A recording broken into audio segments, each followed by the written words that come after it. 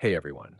In this quick tutorial, I'll show you how to add a border in Google Docs, and not just to one page, but across all pages automatically.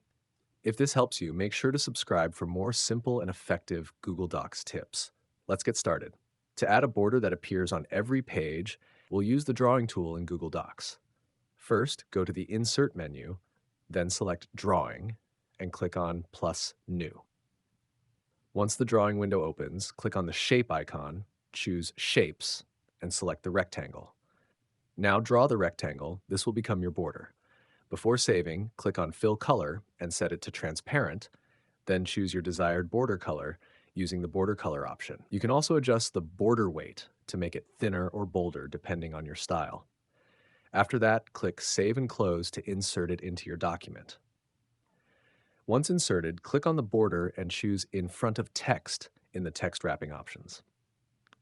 Then, drag and stretch the rectangle to cover the full page. Make sure it extends up to the header and margins so it truly looks like a full page border. Here's the magic part. When the image is added this way, it will appear on each new page as you keep typing.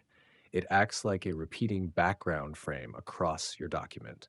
If needed, you can copy and paste the shape manually or use it as part of a template. But for most use cases, once you stretch and position the drawing properly, it will follow along as your content grows. That's how you create a clean professional border on multiple pages in Google Docs without any add-ons or external tools. If this video helped, don't forget to like and subscribe for more easy tutorials.